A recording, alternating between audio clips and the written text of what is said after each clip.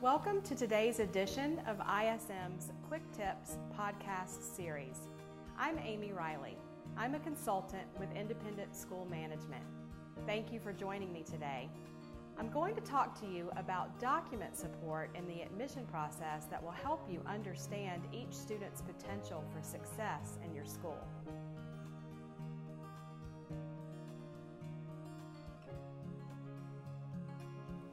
So what sort of supporting documents do you need? Grades and transcripts can be a very obvious first source of documents. For younger students, report cards and progress reports, particularly those that include comments from teachers, can be very helpful in evaluating the learning style and needs of your students. For students applying to high school programs, transcripts can be very important, particularly in terms of calculating the extent to which the student can be expected to graduate on time based on availability of courses that are needed and access to those courses in the child's schedule. Standardized testing can be helpful, but let's talk about that for just a minute. So, standardized testing coming from the public system for a child applying to a private independent school program may or may not be testing that is particularly useful to considering the child for mission appropriateness at your school.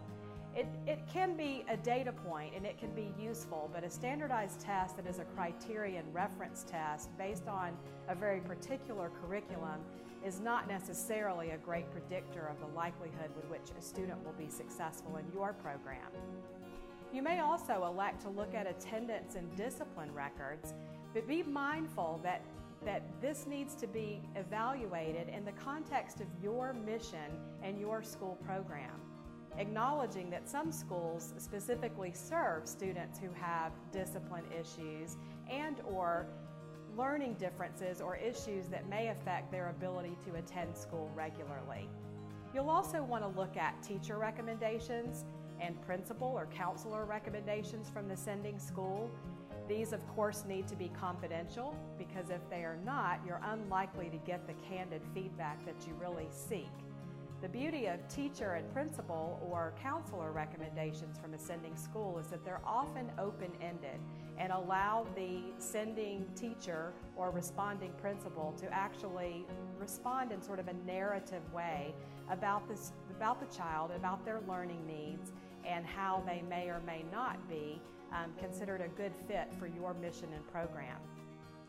There are other documents that you'll generate in-house as a product of the child being an applicant for your program. Your selection of an admission testing instrument can be very key because you'll select one that is the one most likely to create a predictor value of the extent to which the child might be expected to be successful in your program. Remember, the goal is student-centeredness. So we don't want to accept children and set them up for failure. We want to make a really great and solid match of student to program so that all of our students can be successful. You may also require a shadow day or visit day as part of your applicant process, and the real value of that is not only allowing the child to see what it's like to be a student in your school, it also allows your teachers who interact with that student over the course of their visit day to submit observation feedback, also typically in narrative style.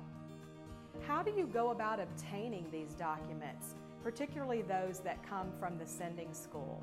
It's really important that that be a confidential process. You don't want your parents to get copies of that documentation and bring it to you.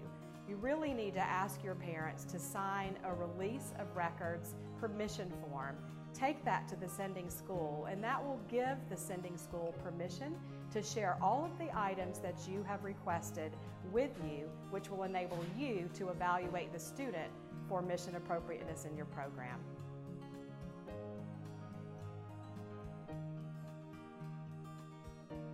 Many private independent schools have very well articulated admission processes, and they've identified the documents they feel are most likely connected to their ability to make predictions about the likelihood with which a student will be successful in their program.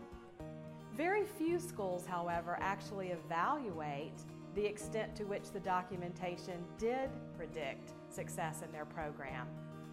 A great role for your enrollment management committee would be to evaluate the transition of the students who are new students to your program in any given academic year. Actually look at the likelihood of the data from the documentation and from your observations was successful in predicting healthy transitions into your school program.